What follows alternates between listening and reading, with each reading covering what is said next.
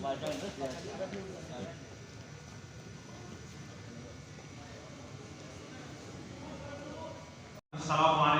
warahmatullahi wabarakatuh. Waalaikumsalam warahmatullahi wabarakatuh. Alhamdulillahilladzi an'ama 'alaina ni'matal iman wal islam. Wassalatu wassalamu ala sayyidina maulana Muhammadin sayyidil anam wa ala alihi wa ashabihi wa man tabi'a hudah ila yaumiddin. Amma ba'd. Bapak Ibu saudara-saudara sekalian, saya ingin menyampaikan dua hal saja pada kesempatan. Pertama, terkait dengan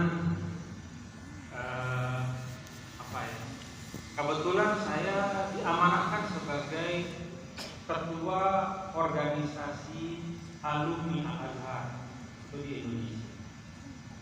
Dulu guru kita Bapak Profesor Dr. Al-Habib Muhammad Syihab yang memimpin. Lalu kemudian saya diberikan tugas untuk melanjutkan kepemimpinan oleh Fadilatul Imam Akbar dan Syekh Ahmad Muhammad Al-Thayyib. Saya ingin menyampaikan yang pertama tentang tawajuh Azhar. Apa arah yang hendak dikembangkan oleh Al-Azhar, baik dalam konteks keislaman maupun kemanusiaan. Ada 5 hal yang saya catat. Pertama, tentang keislaman itu ada 3. Yang kedua tentang kemanusiaan itu ada 2. Dan terkait dengan keislaman, concern Al-Azhar adalah yang pertama itu tahqiq al-fikril mutafarriq, mendekonstruksi, mempreteli pemikiran ekstrim, mendekonstruksi dan mempreteli, membedah, mengkritisi dan meruntuhkan basis argumentasi dari pemikiran ekstrim. Itu tentu merupakan kerja-kerja intelektual. Dan Al-Azhar sangat serius. Bahkan kalau kita lihat dalam kepemimpinan Fadilatul Imam Akbar Syekh Ahmad Muhammad Al-Thayyib, bagian yang pertama ini adalah salah satu prioritas yang terus-menerus disuarakan. Dan daya intelektual kolektif di Al-Azhar yang terbangun secara akumulatif dalam kurun waktu lebih dari 1000 tahun, itu semuanya diarahkan untuk melakukan kerja tahqiq al-fikril mutafarriq. Kenapa ini menjadi penting bagi Al-Azhar? Karena Al-Azhar meyakini, sebagaimana kita juga tahu bahwa terorisme, ekstremisme, segregasi sosial, bahkan disintegrasi dari suatu bangsa itu bermula dari pemikiran. Pemikiran yang ekstrim akan melahirkan sosial behavior yang juga ekstrim, yang akan menciptakan tatanan nilai yang juga ekstrim, dan itu akan menyebabkan hancurnya kebersamaan yang sudah dibangun oleh suatu masyarakat atau suatu bangsa. Itu yang pertama. Yang kedua, terkait dengan isu-isu keislaman, Al-Azhar itu memberi perhatian terhadap tajdid al-fikri atau tajdid al-khitabi, yaitu pembaharuan pemikiran keagamaan atau pembaharuan narasi keagamaan. Basisnya kalau kita sederhanakan secara sangat ringkas adalah terkait dengan bagaimana kita memandang turos. Kalau posisi Al-Azhar terhadap turos, khazanah keislaman yang ditulis oleh para ulama sebagai interpretasi atau reinterpretasi dari norma-norma yang ada dalam Al-Quran dan Al-Hadis, itu kalau diikhtisarkan adalah nahnu nukarrim wa nuqaddir turasa walakin la nuqaddis. Kami menghormati dan mengapresiasi turas, tetapi tidak mensakralkan. Nah, ini posisi Al-Azhar. Jadi kalau kita lihat arah dari konten-konten yang terkait dengan al-khitabud dini atau narasi Islam, termasuk yang menjadi bahasan di dalam Al-Mu'tamar Al-Alami di Tajdid Al-Fikri Dini pada 2 tahun yang lalu yang dilaksanakan di Al-Azhar, itu adalah bagaimana memahami dengan benar dan meletakkan secara proporsional teks-teks keagamaan yang ada di dalam kitab-kitab Turath. Kita bukan bicara ayat atau hadis ya, tetapi teks-teks keagamaan yang ada di dalam kitab Turath dan mendayagunakannya secara maksimal untuk mengembalikan marwah Islam dan umat Islam di dalam kontestasi peradaban sekarang maupun masa. Nah, ini juga yang kedua menjadi sesuatu yang sangat diseriusi oleh Al-Azhar. Karena itu tidak heran bapak-bapak dan ibu serta anak-anak semua, dalam beberapa waktu terakhir itu banyak sekali pandangan-pandangan keagamaan Al-Azhar yang bahkan bagi sebagian kalangan itu sangat mengejutkan. Walaupun kalau kita lihat dari esensinya itu sesungguhnya mencerminkan maqasid syariah, mencerminkan al-qiyam wal mabadi al-ulya Islam. Tapi karena bertentangan atau tidak sejalan secara literal, secara harfiah dengan teks-teks yang ada di kitab-kitab fikih, maka kadang mengejutkan bagi sebagian orang. Saya ambil contoh saja 14 pandangan dari Genscher terkait dengan isu perempuan. Dari 14 pandangan itu banyak yang terkejut dan bahkan kontra terhadap itu. Genscher itu yang misalnya dalam konteks sosial politik memberikan ruang yang betul-betul sama, setara antara kaum laki-laki dan kaum perempuan, antara laki-laki dan perempuan. Lalu dalam konteks domestik, hubungan suami istri, itu juga ada beberapa hal yang tegas sekali, termasuk pengharaman untuk memukul perempuan dengan alasan apa? Yang secara selintas mungkin kalau kita melihat dari kajian-kajian para ulama, termasuk kembali misalnya kepada harfiah wahjuruhunna fil madhaji'i wadribuhun, itu seakan-akan tidak sama atau tidak sesuai, tetapi ada penalaran, ada pemahaman komprehensif yang menyebabkan Genscher dan juga Majma'ul Buhuthil Islamiyah Al-Azhar serta Hay'at Kibar Ulama sampai pada kesimpulan. Nah, ini bagian dari untuk menunjukkan bukti Islam. Karena seringkali kalau kita bicara Islam dalam tataran formalitas atau tekstualitas dan melepaskannya dari konteks, maka yang terlihat adalah Islam yang memang solid, tetapi pada saat yang sama juga terlihat kaku dan tidak mampu menjawab tantangan-tantangan. Ya tentu ini sekali lagi bukan terkait dengan norma, tapi lebih kepada interpretasi. Kemudian yang ketiga tentang keislaman, Al-Azhar itu sekarang, bukan hanya sekarang, tapi beberapa waktu terakhir itu juga memberi perhatian sangat kuat kepada aspek bahwa bitul-fikah wal fatwa, yaitu hal-hal yang terkait dengan fatwa dan memberikan fatwa.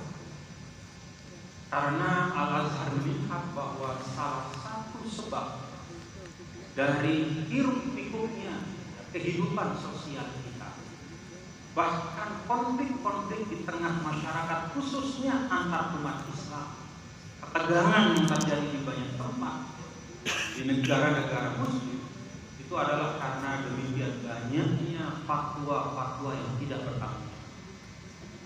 Kalau dalam bahasa sebagian ulama itu al-fatwa itu matrukun likulli man habba wa dabba. Jadi seakan-akan fatwa itu boleh bagi siapapun yang melata di atas bumi. Pokoknya punya 2 kaki dia bisa berfatwa. Nah, Al-Azhar punya concern yang kuat. Karena itu kalau kita lihat di dalam penjelasan-penjelasan dari banyak sekali ulama Azhar, itu kan dicoba untuk didudukkan tentang apa sih fatwa itu, siapakah yang boleh berfatwa, apa beda antara al-faqih wal mufti wal qadhi, yang bagi sebagian orang kadang-kadang ya sama saja. Begitu dia seorang faqih maka dia bisa menjadi mufti, begitu dia menjadi mufti maka diletakkan sama seperti qadhi. Padahal antara tiga terminologi itu ada perbedaan-perbedaan yang mendasar. Kalau faqih yang kita tahu itu orang yang ya'lamu wa ya'rifu aqwal ulama, dia qala Imam Syafi'i, qala Imam Malik, qala Imam Abu Hanifah, atau qala Syafi'iyah, zahab al-Malikiyah, ra'a al-Hanafiyah, kan begitu. Dia baca kitab fikih. Tetapi ketika dia membaca kitab fikih, tidak semua yang membaca kitab fikih dan mengerti pandangan ulama itu kemudian berhak untuk berfatwa dalam pandangan Hasan. Dia boleh berfatwa ketika dia sudah mampu tidak hanya memahami nas, tetapi juga memahami waqi', memahami realitas, wa yafqah ar-rabta bainahum, dan mengerti bagaimana menghubungkan antara teks dan realitas, antara teks dan konteks. Baru dia boleh berfatwa. Dan ketika dia berfatwa pun maka dia tidak boleh menginzam orang banyak. Lalu tidak boleh membangun satu persepsi publik bahwa setiap fatwa itu mengikat bagi setiap orang. Karena di dalam pemahaman para ulama kita, dan ini menjadi suatu pemahaman yang bagus, posisi itu hanya boleh dan berlaku bagi seorang qadhi. Beda antara mufti dengan qadhi adalah qadhi itu diberikan mandat, diberikan otoritas, memiliki daya an-nafas dunia dan akhirat. Artinya keputusannya itu mengikat. Di dunia keputusannya itu mengikat dalam arti dia bisa merubah keadaan, yughayyirul waqi'. Contoh qadhi dalam masalah misalnya kasus perceraian dengan vonisnya, maka ghayyirul waqi', maka dia merubah, tidak lagi suami istri. Kalau seorang mufti ya, dia belum berubah, walaupun ada dasar-dasar, tapi dia belum berubah secara dunia. Tapi begitu qadhi menetapkan, ya, secara dunia terkait dengan semua hukum-hukum yang ada. Demikian pula dia nafas di akhirat, artinya itu berlaku untuk dunia. Seorang qadhi. Problemnya kita, wala faqih wala mufti, tapi semua menjadi qadhi. Nggak ngerti hukum, ya, tidak bisa berfatwa, tapi memaksakan diri untuk merubah keadaan, memaksa orang untuk mengikuti dirinya. Ini problem. Dan Al-Azhar melihat secara cermat masalah-masalah itu. Karena itu ini menjadi concern bagi Al-Azhar. Dan kalau kita proyeksikan pandangan Al-Azhar di Indonesia, maka tidak berlebihan kalau saya bisa katakan juga bahwa tiga hal ini juga menjadi concern kita di Indonesia. Bagaimana pemikiran-pemikiran ekstrim, ya, yang tumbuh dan berkembang, yang disirami oleh multifaktor, dan banyak di antara faktornya itu bukan faktor agama, ada faktor sosial, ekonomi, politik, bahkan itu kita dekonstruksi bersama-sama. Dan kerja dekonstruksi itu bukan kerja di perempatan, bahkan bukan kerja di masjid, tapi itu kerja di kampus-kampus, kerja di UIN. Apa yang Anda bisa lakukan untuk mendekonstruksi, untuk mempreteli pemikiran ekstrem? Jangan sampai nauzubillah Pak Rektor justru di kampus menjadi tempat berkembang biaknya pemikiran ekstrem. Nauzubillah. Karena itu kita berharap ada kerja-kerja intelektual yang tekun, ya, dan memiliki kemengertian dan kepahaman. Tajdid al-fikri dini atau al-khitab ini juga penting sekali. Karena nasib agama hari ini dan masa depan sebenarnya bukan ditentukan dari teks yang ada dalam Al-Quran, bukan ditentukan oleh teks yang ada di kitab-kitab hadis dalam pandangan saya, tapi masa depan agama itu sangat ditentukan oleh para juru bicara agama. Siapa juru bicara agama? Ya kalau di Lombok para tuan guru, para kiai, para asatidz, para intelektual muslim, tokoh-tokoh ormas Islam, tokoh-tokoh agama. Inilah para juru bicara agama. Kalau mereka hadir di tengah publik dengan narasi yang tidak menenangkan tetapi justru meresahkan, yang tidak mencerminkan kepahaman peradaban yang baik, tapi justru mencerminkan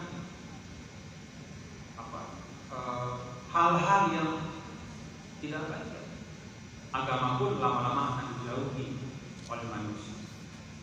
Jadi penting juru bicara agama, para tokoh-tokoh agama, ya termasuk kita semua yang ada di ruangan, yang sudah jadi tokoh ataupun yang menjadi tokoh, yang jadi intelektual, calon intelektual, semua kita ini akan jadi juru bicara agama dengan ruang yang berbeda-beda, lingkup yang tidak sama, spektrum yang lebar dan sempit, tapi semuanya akan memerankan. Karena itu penting bagi kita untuk bisa meletakkan teks-teks keagamaan itu dalam posisi yang tepat. Nah, kemudian termasuk yang ketiga juga dhawabitul fatwa wal iftah, ini penting sekali di Indonesia. Jadi kita harus mengerti betul sehingga kalau kita letakkan dengan tepat, kita tidak akan mengalami split personality antara loyalitas kepada agama dengan negara. Yang dikesankan kadang-kadang itu ada kontradiksi. Tidak ada kontradiksi. Karena negara itu dalam khazanah Islam bukan sesuatu yang baru. Bahkan kalau kita lihat, orang sering mengatakan konstitusi pertama itu katanya Piagam Madinah. Kalau menurut saya, ya mungkin kita bisa berdiskusi panjang terkait. Bahkan konstitusi pertama dalam Islam itu bukan Piagam Madinah. Bagi saya adalah Bai'atul Aqabah Ats-Tsaniyah. Karena pada Bai'atul Aqabah Ats-Tsaniyah ketika 75 orang Madinah datang ke Aqabah, ke Mina untuk berbaiat kepada Rasul, 73 itu laki-laki dan 2 perempuan.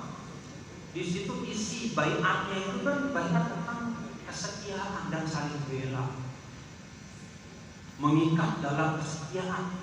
Kalau baiat pertama itu kan tentang jangan mensekutukan Allah, jangan mencuri, jangan berzina, jangan mengumpat. Tapi kalau baiat Aqabah yang kedua itu kan beda. Taat pada keadaan senang ataupun susah, kan begitu. As-sam'u wa tha'ah, ya fil mansyat wal makrah. Itu kan komitmen. Jadi bagi Islam membangun satu komunitas yang berbasis pada visi yang sama, membangun satu negara, satu sistem politik, itu bukan sesuatu yang asing. Karena itu tidak ada kontradiksi juga kalau kita letakkan masing-masing pada tempat. Ya yang faqih itu tahu tempatnya, ya dia ngajar di pondok. Bagi seorang faqih, mufti juga dengan ruang fatwanya ya dia berfatwa dengan tanpa pretensi memaksa orang atau mengingat. Seorang qadhi juga tahu persis di mana dia punya ruang di dalam melaksanakan. Nah, kalau kita letakkan semua ini maka semua akan berjalan. Nah, kemudian ada 2 hal yang terkait dengan isu kemanusiaan yang juga menjadi concern bagi Al-Azhar. Yang pertama itu adalah ta'ziz al-amnil ijtimai wal mujtama'i. Jadi mengokohkan ketahanan sosial dan masyarakat. Nah, Bapak-bapak saudara, mengokohkan ketahanan sosial dan masyarakat ini penting. Apalagi kita di Indonesia sebagai bangsa atau negara yang memiliki heterogenitas yang sangat. Karena itu saya berharap juga bahasan-bahasan kita tentang agama itu juga kita kaitkan dengan dengan upaya-upaya untuk memperkuat ketahanan sosial dan masyarakat.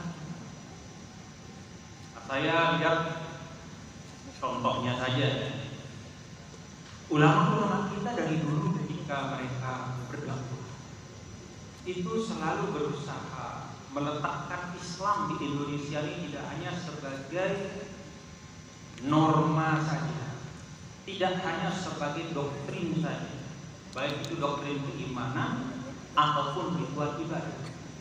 Tapi oleh ulama kita dicoba jalan bagaimana Islam di Indonesia ini juga bisa membangun spiritualitas kolektif. Lalu lebih lagi bagaimana supaya bisa menjadi daya untuk menginspirasikan transformasi sosial. Apa contohnya? Halal bihalal. Kalau kita lihat halal bihalal hanya dari sisi ritualnya, itu kan halal bihalal dari Idul Fitri. Ritual Idul Fitri 2 rakaat salat sunnah, kemudian khutbah. Kalau hanya di situ kita maknakan, sebagaimana banyak negara-negara lain memaknakan Idul Fitri di situ, seperti di Arab. Di Arab itu Idul Fitri ya sholat sunnah 2 rakaat dengan khutbah, habis itu taqabbalallah, salam pulang. Tapi kita tidak di Indonesia. Idul Fitri itu lalu ditarik bagaimana dia kemudian bisa menjadi sumber untuk membangun spiritualitas kolektif. Apa yang dia saling bermaaf-maafan. Jadi maaf itu kan, bermaaf-maafan itu daya spiritual, dan itu kita perlukan sebagai satu bangsa. Lalu kemudian naik lagi bagaimana ya menjadi inspirasi untuk transformasi sosial. Dari saling memaafkan itu kita menyepakati hal-hal baik yang bisa kita lakukan ke depan. Kemudian kalau kita lihat juga bagaimana itu melahirkan aktivitas ekonomi yang luar biasa pada saat Lebaran. Itu bagian dan Islam dihadirkan tidak hanya sebagai norma, tapi dia naik menjadi sumber spiritual dan lebih lagi menjadi inspirasi untuk transformasi sosial. Itulah Islam. Dan ini bagian dari ikhtiar ijtihad dari para pendahulu kita, supaya Islam itu tidak hanya menjadi milik individu-individu, tapi dia juga menjadi milik kita bersama di Indonesia. Dan akhirnya inilah wajah Islam rahmatan lil alamin. Ketika kita mampu mengeluarkannya dari milik yang eksklusif, kita sebagai seorang muslim menjadi milik bersama kita sebagai manusia yang tinggal di. Lalu yang terakhir, yang kedua, terkait dengan isu kemanusiaan adalah tahqiq as-salamil alam. Jadi Al-Azhar juga punya concern yang sangat kuat bagaimana mewujudkan perdamaian global, perdamaian dunia. Dan ini juga menjadi isu bagi kita, karena tidak ada satu bangsa yang bisa lepas ya, dari apa yang terjadi di bangsa yang lain. Tidak ada satu benua yang bisa imun ya, dari dinamika sosial politik, ekonomi yang terjadi di benua yang lain. Kita sudah menjadi satu syabakah, suatu jejaring yang sangat kuat dan saling mempengaruhi satu sama lain. Bapak Ibu saudara sekalian, itu hal-hal yang saya sampaikan adalah sebagai bahan untuk kiranya ke depan ketika kita bicara tentang pemikiran dan pengembangan penelitian keagamaan, ya kita jangan sampai terjebak pada apa yang dikatakan oleh ulama menjadi i'adatul kalam. Penelitian kita semakin banyak tapi tidak ada isinya. Kenapa? Karena dari satu penelitian ke penelitian lain itu hanya tontonan. Ya. Tontonan itu apa ya? Tontonan itu macam apa ya? Eho. Ya, tontonan itu eho saja. Pukulannya cuma sekali, tapi kedengarannya sampai ratusan kali. Yang kedengaran berikutnya itu bukan isi, tapi hanya eho saja. Nah, kalau menurut sebagian ulama, salah satu yang menyebabkan kita umat Islam sejak abad ke-18 dan 19 sampai sekarang ini relatif mundur dari sisi pencapaian intelektual, dari sisi termasuk juga pengembangan sains dan teknologi adalah karena kita cenderung membangun intelektualitas yang sifatnya itu yang ada di kalam. Jadi pengulangan repetisi yang tidak menghasilkan sesuatu yang baru. Karena itu saya berharap dengan difasilitasi oleh Balai Penelitian dan Pengembangan Agama ini akan lahir penelitian-penelitian yang baru yang memberikan kontribusi yang konkret ya, terhadap hal-hal yang kita perlukan untuk menghadirkan wajah keberagamaan dan kebangsaan yang sehat di negara yang kita cintai, negara kesatuan Republik